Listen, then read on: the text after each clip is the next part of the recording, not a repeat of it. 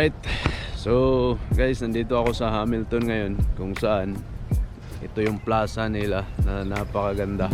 So bago ang lahat, congratulate muna natin to si isang Bisaya na dating nanonood lang sa mga video ko. So ang sabi niya is, idol, approve na ang work permit ko, kita-kits dyan. Alright, Dol, maraming salamat. Alam ko Bisaya din to siya. Maraming salamat, Dol, dahil sa panonood mo ng video at na-approve na rin. At hindi ko akalain na mapunta ka rin dito. So ngayon, quick tour kita. So ito yung port ng sentro ng Hamilton. May mamaya may mga dock at dumadaan dito yung ferry papuntang dito dockyard. So ngayon, alam ko sa budget ka, no? Kita mo yung harap ko, yung harap dyan sa dagat. Yan, yung parang island din harap. So yan yon ang daan papuntang papuntang budget.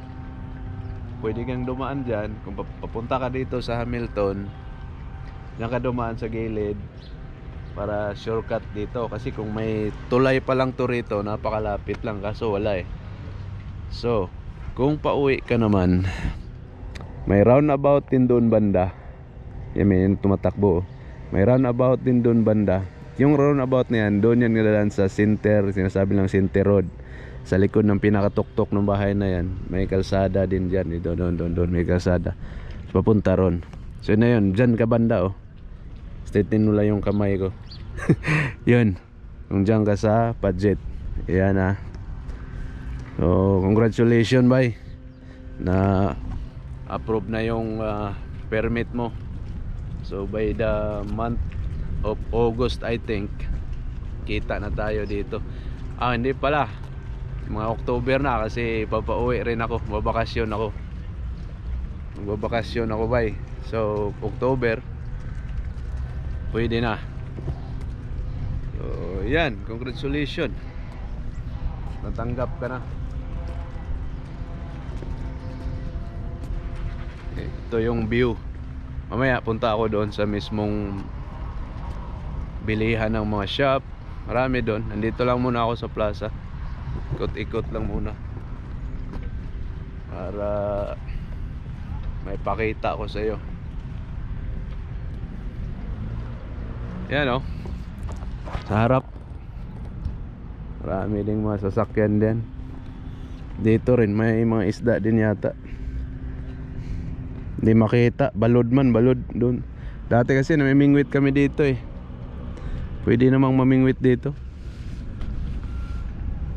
Tapon nyo lang malilit kasi may mga kamera bawat sulok. So abangan natin yung ferry kung may daraan galing dockyard. Yan, oh. Pinaka city. Yan diyan. Yung kita nyong gilid, oh, Bermuda. Tatak na yan. So last week, I think, ginaganap yung motor show, car show. Yung sinong nanalo diyan. May mga Pilipinong sumasali din. Busy kasi ako nun. Hagdan pala to. Kasi paggabi, hindi ko alam, pwede pala dito. Kaso lang, nakakahiya mamingwit dito minsan. Daming tao minsan magtambay dito, lalo't summer ngayon. Nagawa namin yung namingwit. Uy, wow, napakalaking isda. Iwan ko makita nyo ba, pero sa akin kitang kita ko. Ang laki. Ang laki. Parang hagfish or chub. Grabe, ang laki, oh. Nasa malalim, ang laki. Tagi 1 kilo mahigit yan, sigurado ako, oh. Lalaki nila.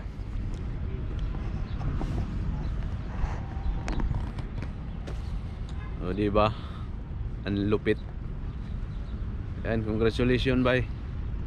Sana hindi ka rito, maboring, dahil nasa island ka lang eh. So parang naglalaro yung mga boat niya, nakita nyo yan, oh. Dami nila eh, papunta ron. Parang nag competition yata yan. Yun na bay. So pagdating mo dito bay, ay yung pala bay, kasi pa winter na yan, huwag mong kalimutan magdala og jacket bay, magdala kang jacket dahil malamig dito pag winter. Saka meron ka na mabibili, pero sabihin ko lang sa'yo, yung presyo dito is times 2. Baga yung jacket mo, pag binili mo sa Pilipinas ng 5,000, dito 10,000 mahigit na yan. So mamili ka na dyan jacket, magdala ka ng jacket. Napakasarap magtambay oh. Yung breeze hindi masyadong malakas.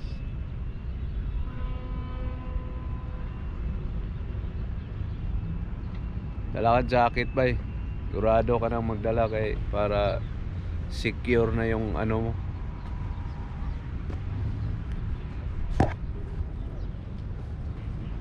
Ano pa ng ibang dalhin mo?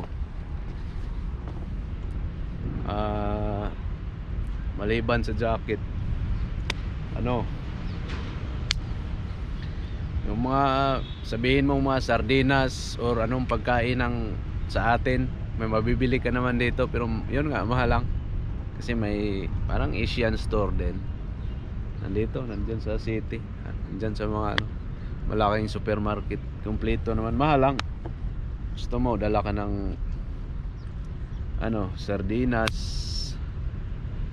pero wag kang, I think now sa immigration, wag kang lalagpas ng ano $300, kasi yung tayo mga OFW sa ngayon binago yata. Pumasok ka dito sa island is ano, dalhin mo na yung, kunyari may dala kang bagong cellphone nasa box, wag mong gawin yon kasi tataksan nila yon. Baklasin mo siya sa box. Tsaka ano pa, worth of $300 na mga item ang dadalhin mo, zero yan, wala kang babayaran na tax. Lagpas ka, worth of $500 na mabibili mo, kano sa Pilipinas yan, 30,000 ata I think. Yun, magta-tax ka na, pero hindi naman kalakihan, pero sasabi ko na lang sa iyo para ano, hindi ka na mabigla. Hand carry lang yun. So congratulations. Tapos mahilig kang maglaro ng basketball, magdala ka na ng sapatos para di ka na mamili dito, kasi sigurado may laro ngayong September, lalaro na naman sila. Kaso ako, di naman ako maglalaro kasi di na pwede yung tuhod ko. Ikaw pag mahilig ka, sigurado talagang mapapagod ka. Daming laro ng basketball dito, walang putol ang liga dito. Ngayon pagkatapos ng season na yan, laro ulit. Punta tayo doon, no? Puntahan ko yun. Maraming mga, ngayon lang ako ulit nakagala dito, tagal na. Uy, yung ginagawa niyong dalawa dyan. Tagal ko na hindi nakagala.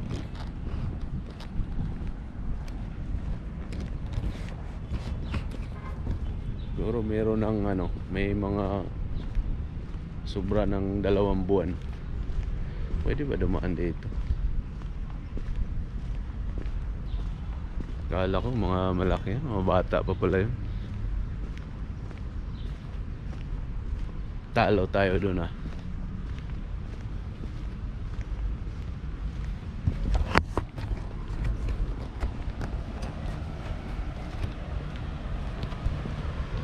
Ayan.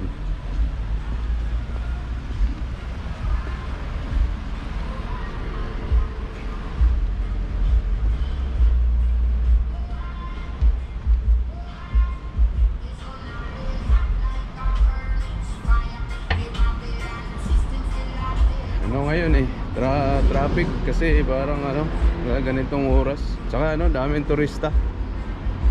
Lalo kahapon kasi may night market dito eh. Daming ano dito sa gitna. Yan o, mga customer ko yan, may bit-bit. So okay ko every morning yan doon sa building. Kasi yung mga tao dito, sila lang lahat eh. Kaya sa tagal mong magtambay dito, parang kakilala na kayong lahat. Lapitan natin yun. Bermuda. Yung may tatak. Dati may building to dito eh. Kaso tinanggal nila. Dito may building to dati dito. Yan yung mga bilihan dito.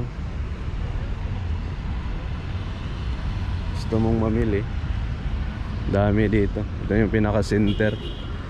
May KFC, ikot ka. Yan o.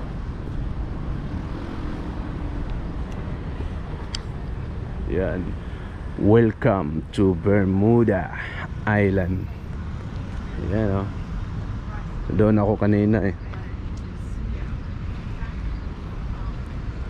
Yan yung pinaka city. Yan mga ano nakasulat, oh, City Life Bermuda BDA.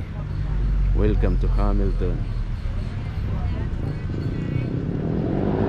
Yun.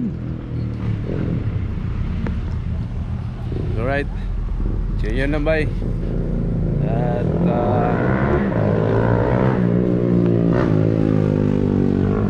welcome to Bermuda. So sana August nandito ka na. At siguro mga October pa tayo magkita kasi kakabalik ko pa yan. Mababakasyon kasi ako eh. Alright, have a blessed day everyone.